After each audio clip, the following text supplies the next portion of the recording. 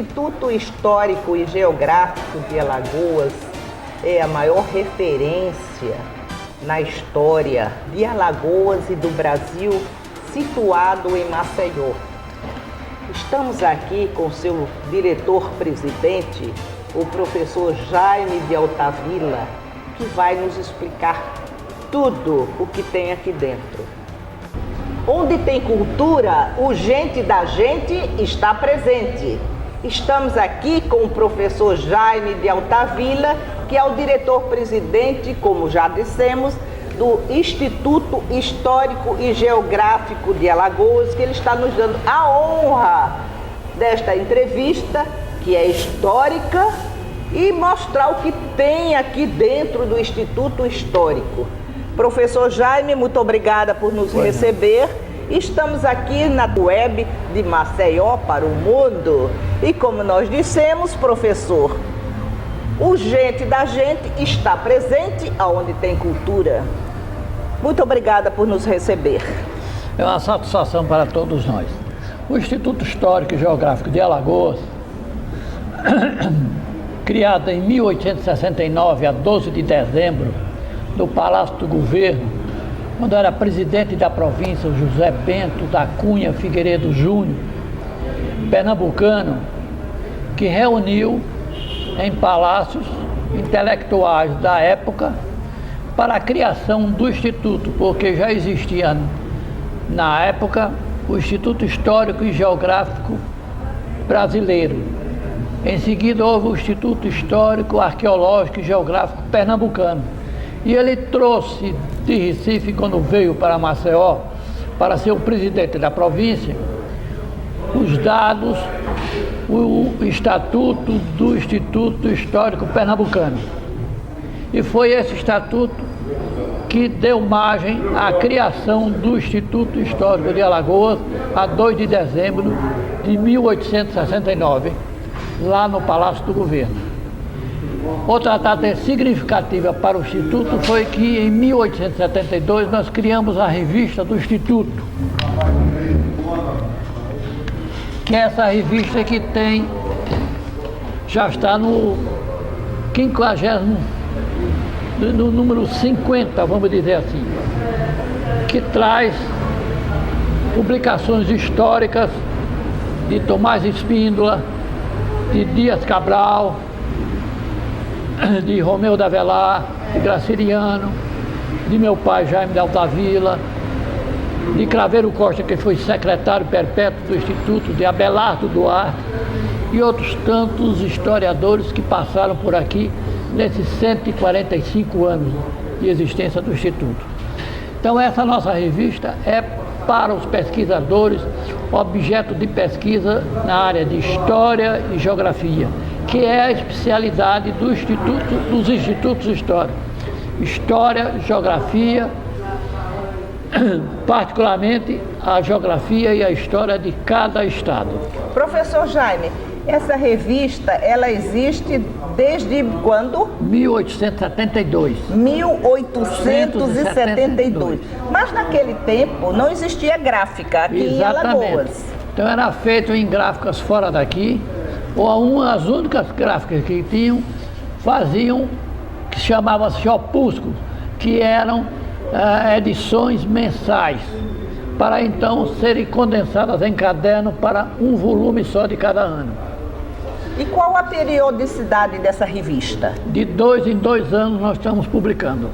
Maravilha. Bom, e então em função disso, quando assumimos aqui o Instituto, nós conseguimos fazer a reprodução de todas as revistas, desde a sua fundação em 1872, da revista, até 99. E para vocês terem uma ideia, nós também temos para pesquisadores a bibliografia analítica. O que consiste a bibliografia analítica? É uma listagem de todos os índices da revista, dizendo cada assunto que tem a revista. Então, De 1872 a 2009, tem essa bibliografia analítica que dá condição para a pesquisa desse trabalho. Este aqui. E também essa aí. E também a biblioteca, a nossa biblioteca, que é classificada pelo sistema de classificação decimal de Dewey, que reúne mais de 20 mil livros. Ela tem a parte de autores alagoanos, que reúne mais de 150 volumes e num total de 20 mil. É toda informatizada e ao mesmo tempo nós temos um catálogo. Além disso, os documentos do Instituto, que chegam a ser a soma de mais ou menos 1.700 documentos históricos, eles estão todos catalogados em verbetes por assunto. Então o pesquisador, quando chega aqui, ele tem todas as ferramentas necessárias para fazer a sua pesquisa, por autor, título e o assunto. Professor, aqui é subsidiado a existência do Instituto Geográfico, Histórico e Geográfico de Alagoas, com as revistas, com essas obras literárias, é subsidiado por quem? No passado, até, vamos dizer assim, o governo de Ronaldo Lessa era subsidiado, tinha subvenções federais e estaduais. Com a modificação no orçamento nacional e estadual, foram extintos as dotações orçamentárias para a manutenção dos institutos históricos, isso em todo o Brasil. Resultado, nós estamos sendo mantidos pelos sócios que pagam uma mensalidade, são 60 sócios do quadro efetivo e 7 instituições culturais e ao mesmo tempo escritórios de usinas, a Salgema, que dão uma quantia para o funcionamento do Instituto, quer dizer, a manutenção de água, luz, o fornecimento de energia, água, luz, telefone, material de limpeza e todas as atividades que o Instituto tem. Professor, eu estou vendo aqui que o movimento é grande. Aqui tem funcionários. Tem. Aqui tem pesquisadores. Neste momento, a gente até diz assim, os ruídos são da rua e das pessoas conversando, que nós não podemos dizer para elas se calarem, porque elas estão pesquisando, elas estão conversando, e isso aqui não é uma biblioteca que elas tenham que conversar baixinho. Elas fazem tipo uma reunião. Então nós vamos conversar sobre isso, sobre esses pesquisadores que aqui vêm, daqui a pouco, porque onde tem cultura, Alagoas, neste ambiente que vocês veem, que agora está diferente, que é a biblioteca do Instituto. Porque onde tem cultura, o gente da gente está presente. Continuando com o professor, que está nos dando uma aula de cultura. Professor. Então, veja bem, na área de pesquisa, teve aqui um pesquisador, Jorge Bandeira, que fez, Davi Bandeira, que fez um trabalho, um levantamento sobre a construção da estrada de ferro Paulo Afonso. Que maravilha! Então, o que é que ele fez? Ele levantou todos os dados que existiam naquela estrada de ferro que ia de Paulo Afonso a Piranhas. Conseguimos, com a Biblioteca Nacional, fotos autênticas daquela construção que foi desativada. Tem até o sino da estação de Piranhas aqui no Instituto. Muito bem.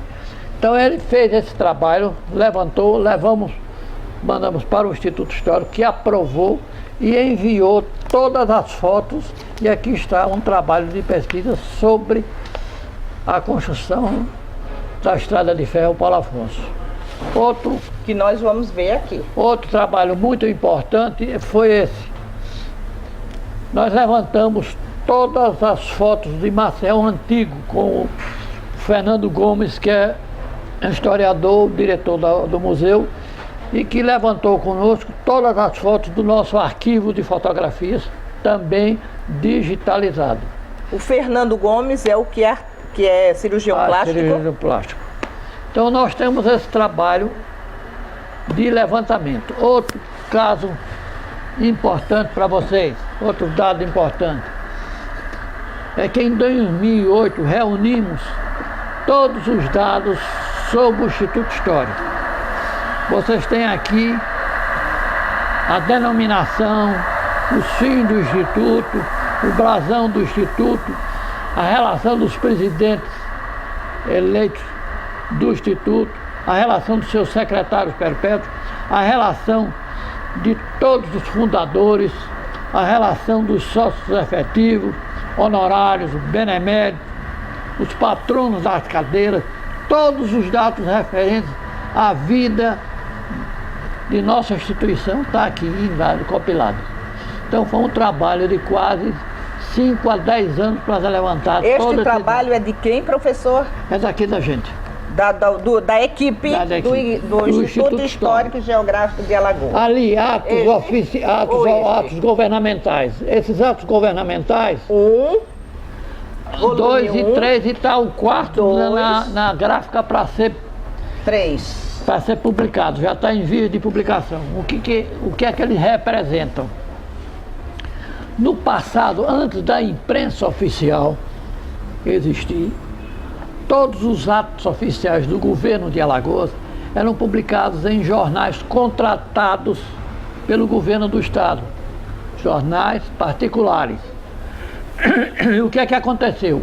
O que acontecia sempre, toda vez que havia por parte da parte política contrária ao governo do estado, os atos oficiais não eram publicados. Olha... Diante disso... Não mudou nada. Não mudou nada. Diante de todo esse imbróglio que aconteceu, o governador da época, Fernando de Lima, resolveu publicar, resolveu comprar... Governo do Fernandes Lima. Governo resolveu comprar uma gráfica para que fosse criada em 1922 a imprensa oficial. Então, nós reunimos o quê? Em 3 e 4 volumes, todos os atos oficiais anteriores ao Diário Oficial, que então eles eram publicados no Gutenberg e no Diário das Alagoas ou na Tribuna de Alagoas. Então foram compilados todos os atos que estavam naqueles 2 jornais, porque esses atos estavam perdidos e as coleções praticamente estavam sendo extintas. São poucas as instituições que têm essa coleção. O Arquivo Público de Alagoas tem uma parte da coleção e o Instituto Histórico. Nossa hemeroteca, que é o local de jornais antigos, que já foi transferida em função do novo prédio que será anexo ao Instituto, que é o prédio da Perseverança, onde vai abrigar a nossa biblioteca, o salão de consultas, os jornais, as revistas e os livros. Ficará na parte referente ao prédio da Perseverança. E esse prédio aqui, o prédio sede, será ele todo museu. Nós vamos expandir toda a parte de museu para ficar mais amplo e mais fácil de consulta. Então quem quiser consultar livros, jornais, revistas e documentos históricos, vai na Perseverança. E aqui será a parte de museu. Haverá uma passarela, a obra já foi recuperada na parte do prédio, o prédio em si já foi recuperado, mas a presidente do IPHAN, que esteve aqui em outubro do ano passado, autorizou a nova a segunda etapa do projeto, que é a anexação, quer dizer, a construção de passarelas para ligar um prédio ao outro, para que a gente não fique saindo para a rua para entrar em outro prédio. Então será tudo feito internamente. Muito bom. Então tem outros como passarela, como escadaria, como elevadores. E isso está sendo iniciado, foi iniciado em 26 de novembro do ano passado e para ser concluído até o primeiro semestre do ano que vem. E agora nós vamos dar um pequeno intervalo para você, meu internauta, para você, meu telespectador, assimilar o que foi dito aqui e o que foi mostrado pelo querido professor Jaime de Altavilla.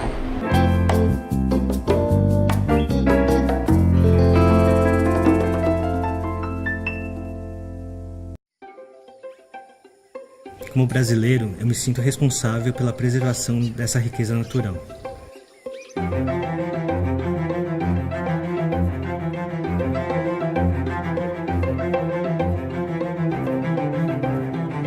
Fiquei sabendo sobre os corais da Amazônia por meio de uma ação de comunicação que o Greenpeace fez, falando sobre a descoberta desses corais super raros e também sobre a ameaça que eles estavam enfrentando, né? Então foi aí que eu assinei a petição e aí estou acompanhando até hoje o desenrolar dessas ações, né? O que me motiva a fazer parte do Greenpeace, em primeiro lugar, a questão da proteção ambiental, em segundo, porque eu confio muito no Greenpeace, acredito muito no impacto do trabalho da organização. Uma imagem que vem bem forte na minha cabeça foi aquela ação no Cristo Redentor e também da ação contra a caça de baleias. Eu sou contra a ação das petrolíferas por conta do grande risco de um desastre ambiental, causando a morte dos corais e também um impacto em toda a população que sobrevive por meio da pesca ou do turismo naquela região. Eu e mais 1.700.000 pessoas já assinamos a petição, mas precisamos que mais pessoas se envolvam com essa campanha, para que essa ameaça deixe de existir completamente. Eu sou Victor Teramoto, doador, e também defendo os corais da Amazônia. Venha com a gente, somos Greenpeace.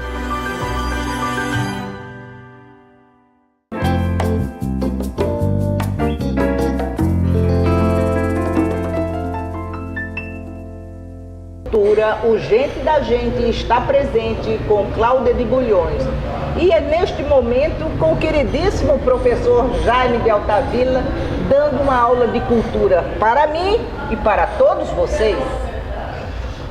Essa é a coleção denominada coleção Perseverança. Por que Perseverança? Porque ela é fruto de um quebra que houve em 1912 aqui em Alagoas, quando os terreiros foram destruídos e todas as suas peças foram guardadas pela Sociedade Perseverança.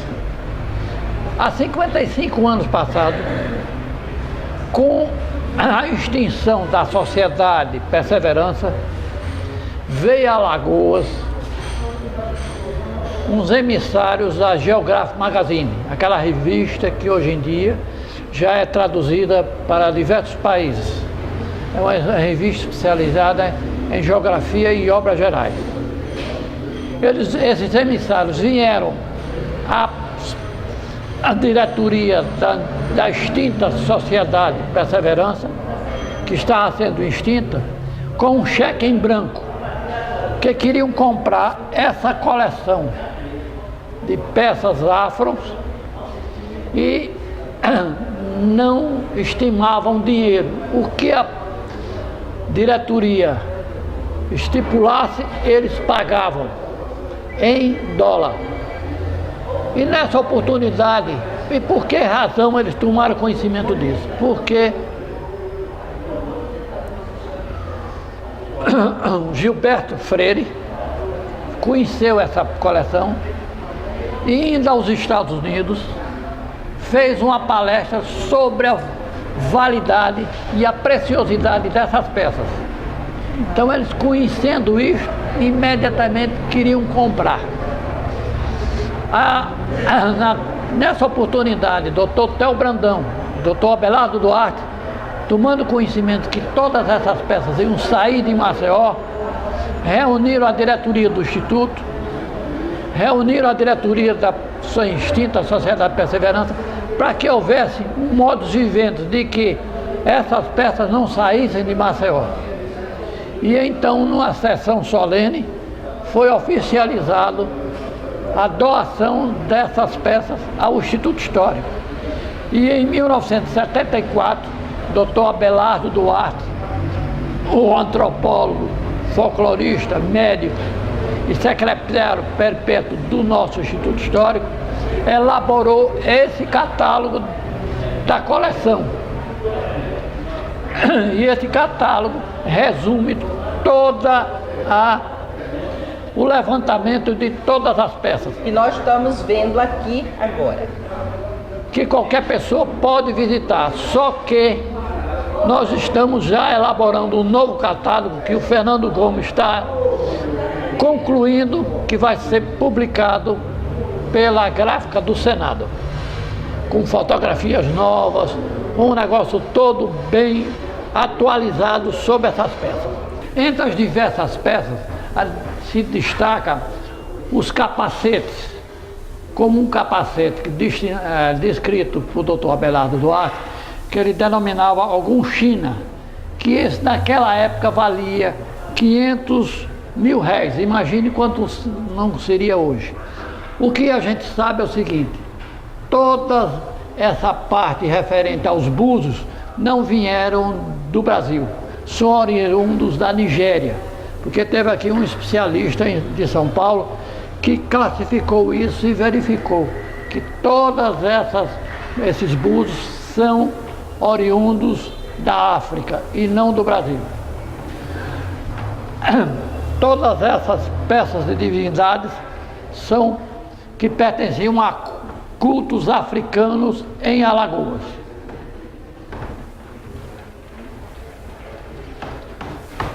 A maior parte delas são em escultura de madeira, somente tem um mangeço com algumas peças com algumas vestimentas.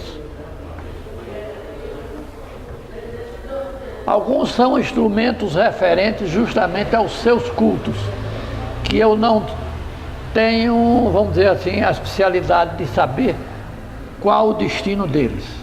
São instrumentos de percussão, fruto dos cultos africanos nesses terreiros. Na parte de cima, colares que eram usados, pentes, apetrechos ainda de som, de percussão, como dizem. Então, todas essas peças serão transferidas para o início onde está a biblioteca, para que seja mais bem observada pelos pesquisadores e visitantes. Nós temos até aqui um convênio com a Universidade de Pernambuco, pois alunos de antropologia vêm aqui para fazer pesquisas sobre essas peças. Muito bonito, muito bom. Isso é história. Isso venha visitar o Instituto Histórico e Geográfico. Traga seus alunos, marque com o professor Jaime de Altavilla e venha conhecer a história do quebra. Mostre ao vivo aqui as peças. Professor Jaime, o senhor se referiu ali que as peças do quebra foram guardadas pela Perseverança. Aí eu pergunto, como que a diretoria da Perseverança, os membros da diretoria, conseguiram ficar com essas peças? Porque era uma coisa que todo mundo tinha medo. Porque o que se supõe, porque não existe nenhum documentário, nenhum documento, nada escrito sobre a suposição de que quando a polícia fechou os terreiros, por ordem do governo, e algumas peças foram quebradas e outras confiscadas, não se sabia onde iam parar. Então, no primeiro momento, admitem que elas foram para as delegacias de polícia.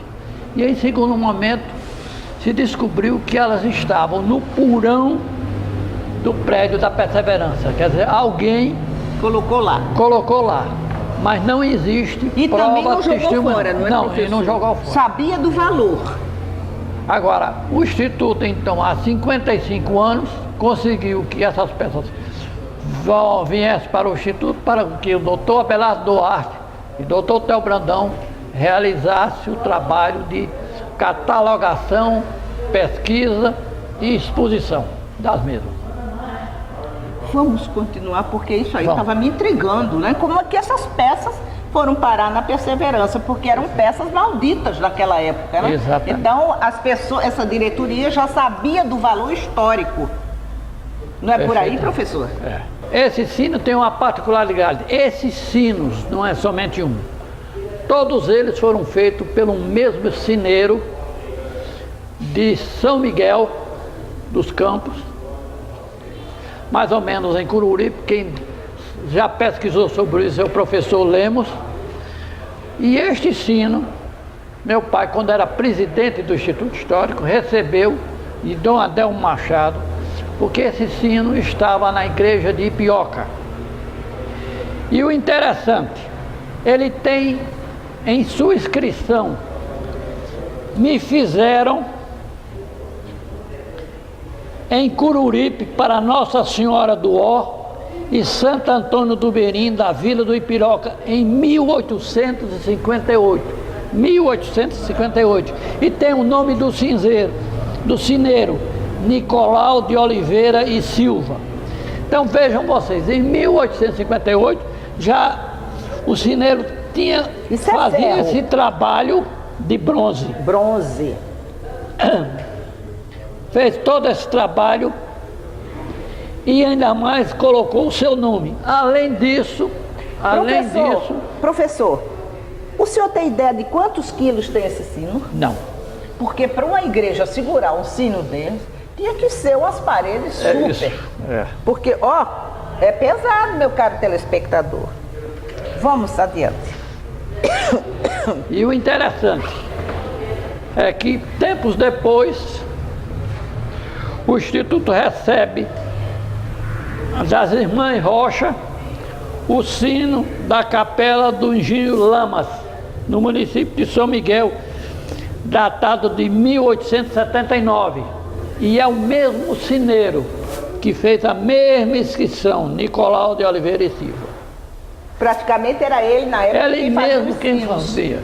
E ainda mais, outro, as Irmãs Rocha ainda conseguiram o sino da Capela do Engenho Varrela, em 1823, do mesmo sineiro. Quer dizer que o São Miguel era a fonte de uma fábrica de sinos através desse sineiro, de uma fundição, que fez todo. O senhor imagina quanto tempo levava para fazer um sino desse? Devia ser anos, né, professor? Anos. Porque é uma coisa, ninguém consegue pegar, não. Vamos agora às peças de Deodoro e Floriano.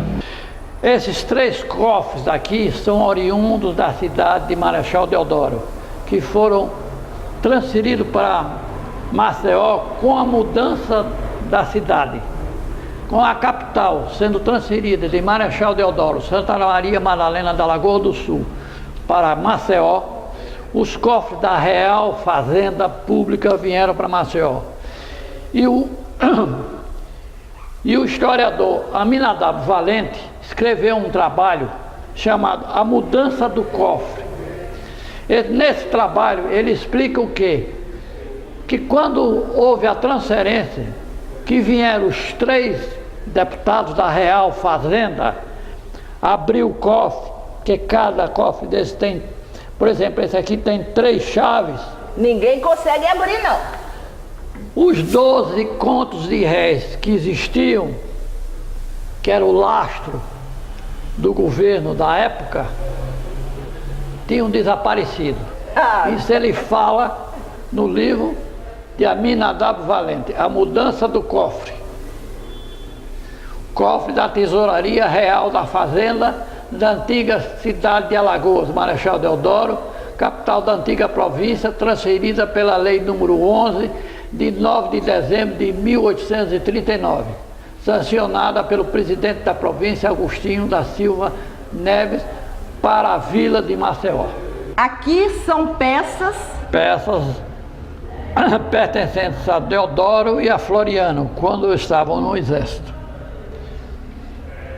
E aqui, por exemplo, 2 punhos da farda de Floriano Peixoto quando foi ser enterrado. Então a família tirou os punhos e mandou para o Instituto Histórico. Veja a importância que davam já naquela época ao Instituto Histórico de Alagoas. A família achou por bem que o Instituto guardasse uma lembrança do presidente do Brasil. Que queira ou não queira, Deodoro e Floriano foram os dois únicos presidentes alagoanos da República do Brasil. Aqui vocês têm pratos brazonados da louça da família de Deodoro, porcelana brazonada do Barão de Água Branca, pratos do Barão de Água Branca, escrivaninha de prata pertencente à Assembleia Legislativa Provincial, cap de Floriano Peixoto quando ele era, vamos dizer, alferes, espadas e espadins de Floriano, o revólver de Floriano Peixoto, o leque de Dona Rosa da Fonseca, aqui em cima, serviço do Barão de Penedo, e faiança de uma escuna que foi encontrada na Barra de São Miguel. E aqui pastas do interventor Emílio de Freitas Melro, na Câmara dos Deputados em 1826. E aqui pastas de despacho na Assembleia Provincial. Linda essa página. Agora mostrando as bandeiras, coisas antiquíssimas. Veja, meu telespectador e meu internauta, cultura aqui no Instituto Histórico com o professor Jaime de Altavilla.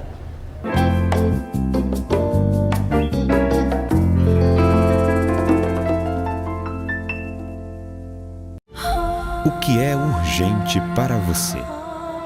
Para muitas famílias, a prioridade é não morrer de frio. Eu agradeço todo mundo que está doando os cobertor por causa do frio, né? Para esquentar meus filhos, principalmente, né? Quando a LBV chamar, diga sim.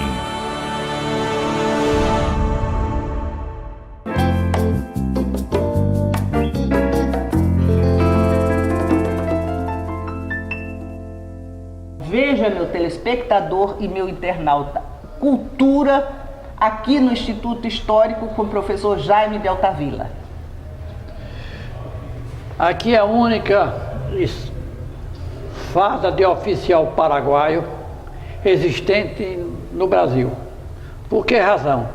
Porque o grupo de voluntários da pátria que Alagoas mandou e que voltaram apenas 171 alagoanos, trouxeram prendas, e entre elas essa farda de oficial paraguaio, que vai ser recuperada pelo IFAM este ano ainda.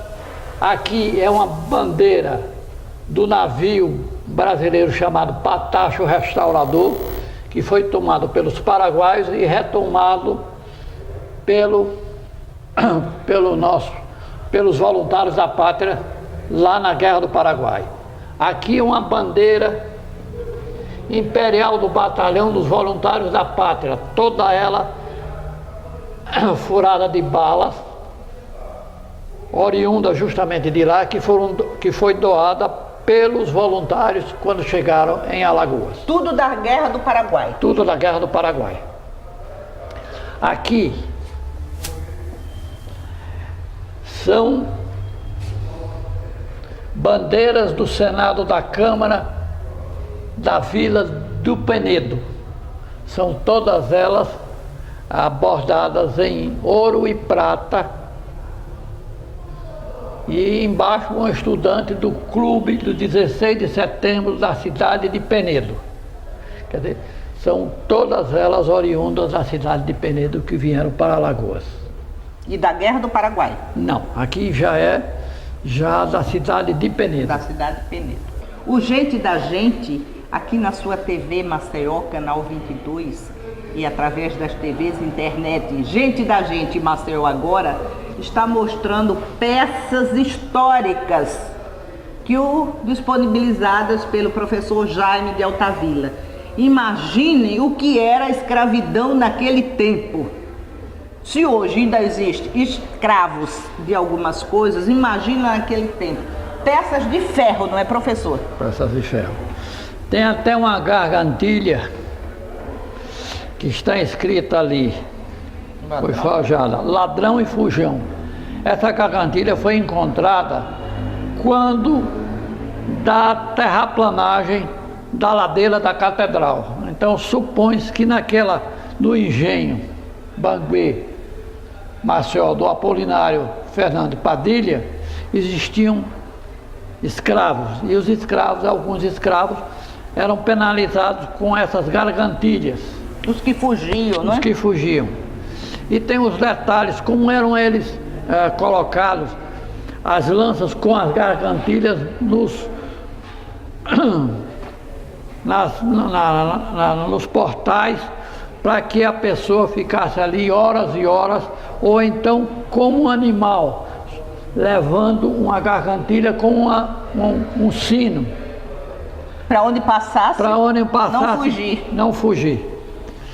E a única peça que nós temos da Serra da Barriga é aquele pilão de pedra que foi o pai do Manuel Gomes de Barro, doutor Antônio Gomes Gabo, que foi prefeito, que ao fazer uma escavação na fazenda, que é vizinha à Serra da Barriga, encontrou esse pilão de pedra. Eu fico apavorada quando eu vejo essas coisas, professor. Como é que existiam animais, né? Porque isso não são humanos, quem fazia isso eram animais. Eles diziam até que o escravo não tinha alma, né? Professor, esses bacamartes, fale um pouco. A parte deles foram doados pela Secretaria de Segurança da época.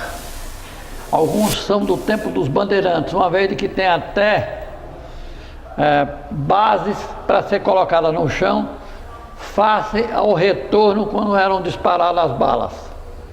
Então todas elas estão catalogadas e vieram de doações do governo federal. Pederneiras, como chamam, que são as pistolas que usavam pedras, e bacamarte. Peraí, pederneiras é porque usavam pedras. Não era porque usava na perna, não. Pederneira... Desculpe a ignorância, meu telespectador. Meu telespectador, chegou na parte que na minha infância aqui em Maceió, nós tínhamos medo. Porque antigamente essa parte de Lampião... Professor, explica, eu não vou explicar. Como que é essa parte de Lampião? Toda ela foi doada pelo secretário de Segurança Pública, José Maria de Melo,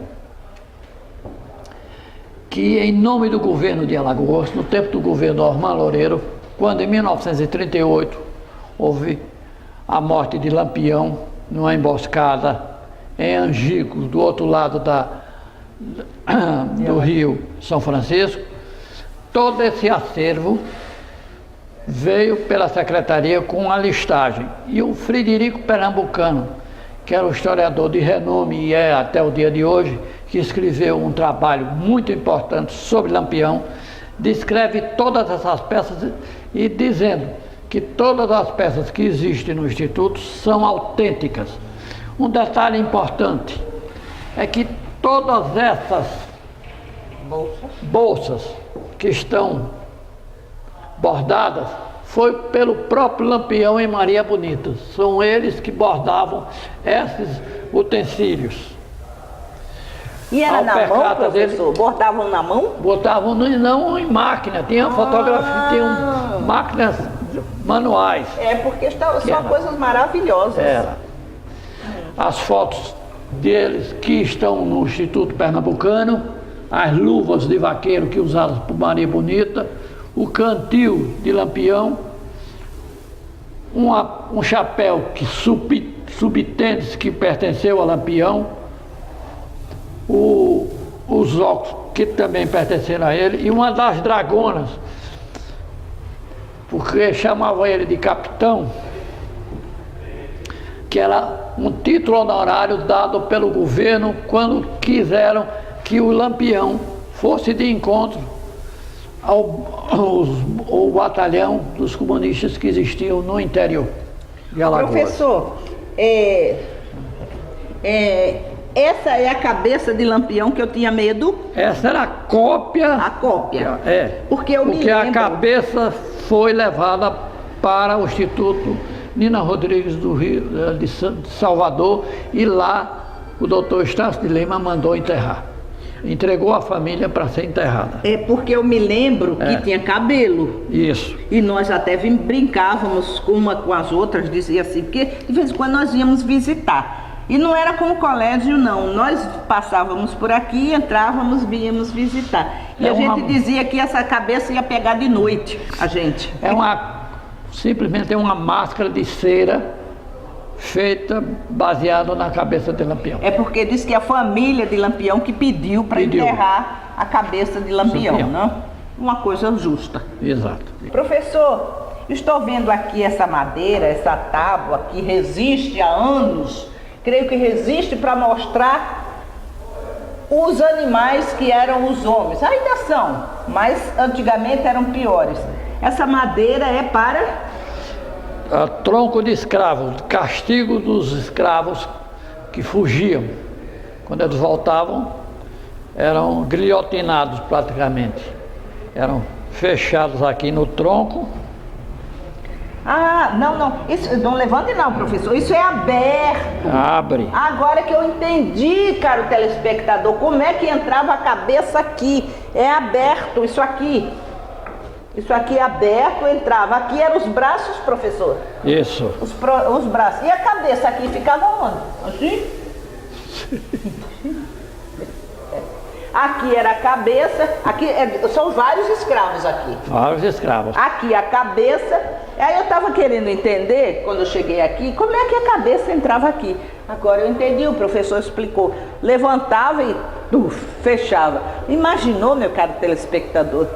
Horas e horas. Horas e horas ali. Esse pessoal devia ter muito amor pelos senhores, não é? E aqui também. Então aqui era a cabeça e a mão. Terrível. Isso levantava, essa parte aqui, levantava, botava a cabeça, a mão e o escravo ficava assim. Gente, imagine, meu telespectador, o que nós achamos. Que maravilha! Peças do antigo forte de Porto Calvo, antes de Calabar, que o professor vai nos dar uma aula sobre isso. São peças dos fortes de Porto Calvo e Paripueira. Só que de Porto Calvo era de pedra e o de Paripueira era de alvenaria. Em cima, no alto. E aqui vocês têm detalhes, por exemplo, uma tesoura, balas, utensílios de cavar a terra, como ancinhos, enxadas, pregos, foices. Tudo isso foi encontrado desenterrado durante a escavação que fizeram para a construção do Hospital Regional de Porto Calvo. Professor, eu achei aqui uma coisa interessantíssima, que eu já conheço. Isso aqui, antigamente, os cavaleiros, não são cavalheiros, os cavaleiros, ao montarem seus cavalos, usavam isso. E são chamados de estribos. Estribos de bronze. Aí eles calçavam o sapato e ainda o estribo? O estribo. Mas eles não usavam aquela armadura. Também podia existir. Certo, mas esse aí já é depois da armadura. Tipo assim, Deodoro usava isso? Não sei, eu acho que não. Não, Porque antes, o exército era diferente, era mais antigo ainda. É interessante conhecer isso aqui. Já pensou o pobre do cavalo, além do homem, da armadura, ainda tinha o estribo. O jeito da gente, onde tem cultura, está presente. Viemos aqui ao Salão Nobre do Instituto Histórico e Geográfico de Alagoas para mostrar tudo, inclusive Pedro II, que é o quê, professor? Patrono dos institutos históricos. Patrono dos institutos históricos. Aqui neste salão é onde todos os domingos existe... Primeiro domingo de cada mês. Primeiro domingo de cada mês existe... O Concerto aos Domingos, que desde 2011 funciona ininterruptamente, em convênio com a Secretaria de Cultura do Estado, que patrocina os eventos trazendo artistas do mundo todo. Vem estrangeiros, vem nacionais e alagoanos. E que tem a Selma Brito, né? E tem a Selma Brito, a é uma das professora Selma Brito, organizadoras, que é a coordenadora do projeto. E o professor, que é o presidente do Instituto.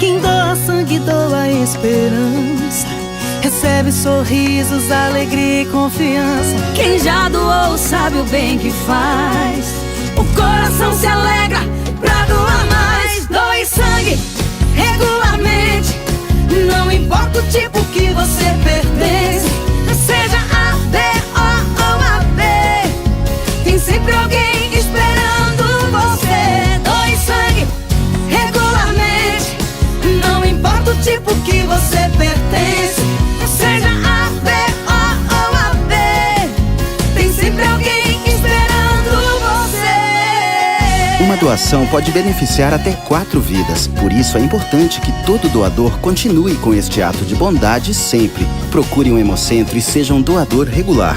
Doe sangue regularmente e ajude a quem precisa. Ministério da Saúde, Governo Federal.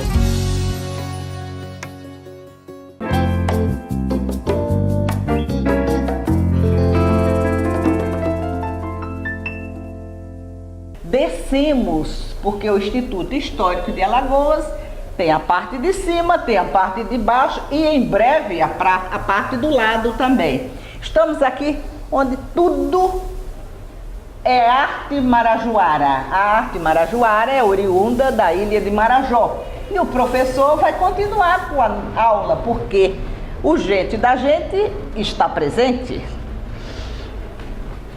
Em detalhe, nós temos aqui urnas marajoaras trabalhadas, oriundas da região amazônica, que foram doadas por Joana Montenegro em 1700. Professor, essas urnas enterravam gente? Enterravam gente aqui. As pessoas ficavam aqui... Quebravam as partes. Nós temos isso até nas urnas existentes em Alagoas, que eu vou mostrar. Aqui estão tangas usadas pelas índias, cangas de cerâmica, o biquíni daquela época. Tapa-sexo, como a gente chama hoje. Algumas peças deles. Aqui objeto. Gente, venham visitar. O Instituto Histórico é famoso. Venham visitar e conhecer tudo.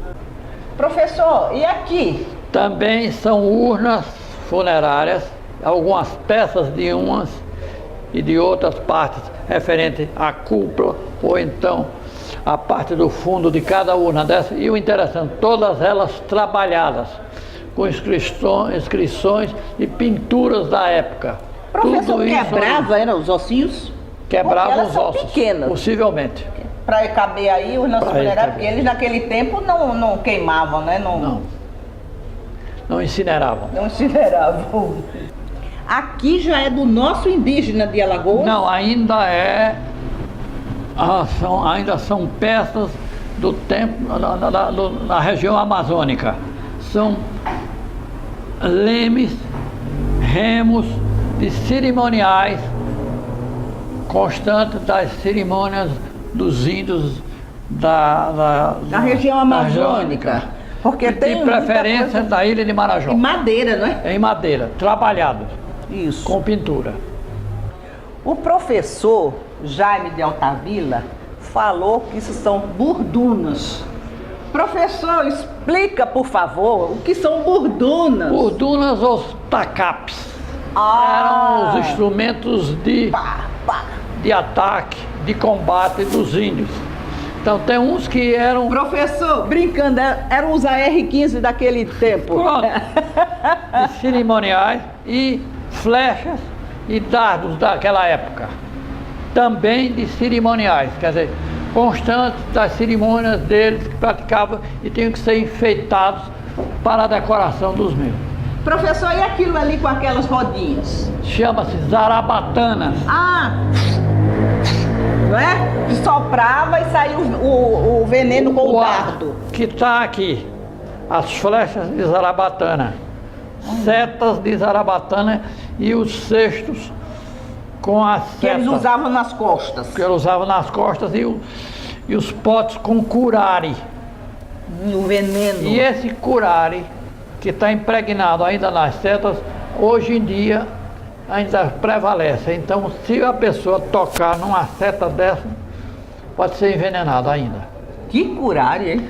Porque o curare permanece para o resto da vida. Esse não é curare, esse é matare, né? E aqui, alguns que eles chamam carimbos, para fazer aqueles desenhos no corpo. Era com tinta ou com fogo? Era com tinta que passava nesses carimbos e rodavam no corpo esses carimbos, para que tivesse uma homogeneidade nos traços, nas pinturas. Cada tribo tinha um tipo de carimbo. Ali é uma zarabatana. Isso. E aqui são as setas de curare. Vamos fazer um pequeno intervalo, porque meu telespectador é cultura. Nós hoje estamos cada vez mais bebendo cultura, absorvendo cultura, com o professor Jaime de Altavilla, essa sumidade, o vigor do professor Jaime. A nossa equipe está toda cansada e o professor Jaime querendo mostrar mais, porque ele ama isso aqui. Ele sabe tudo, ele ama. Professor, ainda tem muito? É, um pouquinho. Eu sou Cláudia de Bulhões, psicóloga. Eu escrevi um livro sobre o mal de Alzheimer. Vocês querem entender melhor o que é essa famigerada doença? Adquiram o livro neste endereço aqui e vocês vão saber como essa doença ocorre e como até pode evitar. Como evitar? Através de alguns exercícios tipo esse aqui. Não se amedrontem.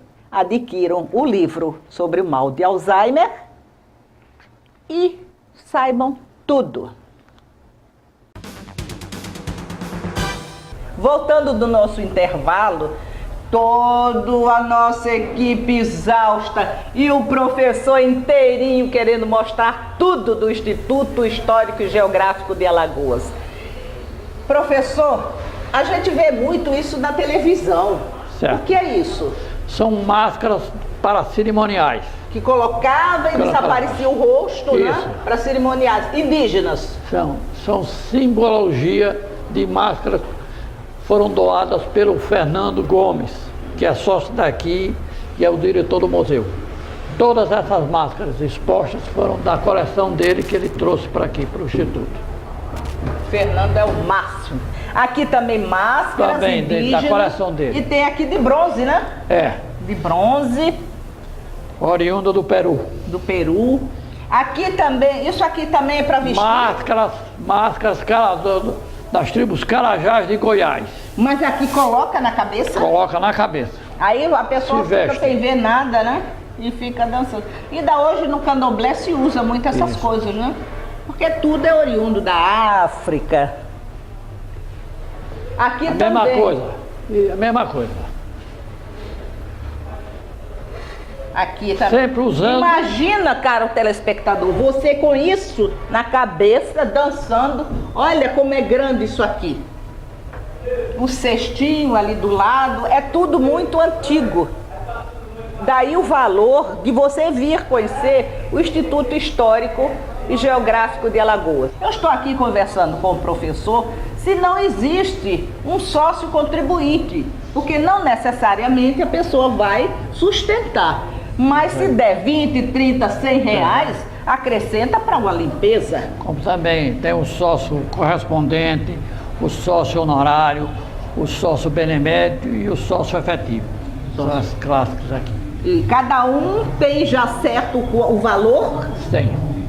Então, se você quiser saber, telefone para cá, para o Instituto Histórico e Geográfico de Alagoas. Não precisa falar com o professor. Procure saber como que você pode ser sócio, contribuinte, honorário Honorário, benemérito e efetivo. e efetivo. Efetivos só são os grandes historiadores, E correspondente. são os imortais. Efetivos Nós são não os temos, imortais. não temos essa classe de imortal, porque a gente acha que imortal, mundo morre. Todo mundo morre. Vamos para nosso intervalo. E eu acho que ainda tem mais, não tem, professor? A coleção de quadros do Rosalvo Ribeiro. Lá em cima. Ah, Rosalvo Ribeiro. Vamos para o nosso intervalo e vamos lá para o Rosalvo Ribeiro.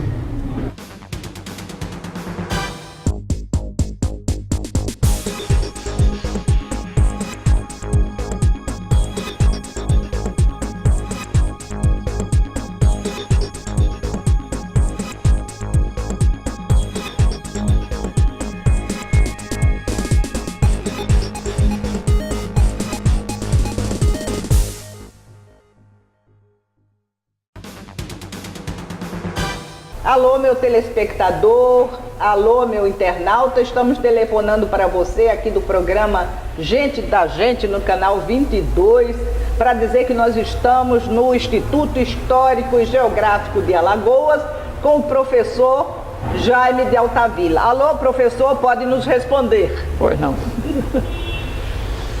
Esse aparelho telefônico foi do primeiro serviço telefônico não automático de Maceió, datado de 1901.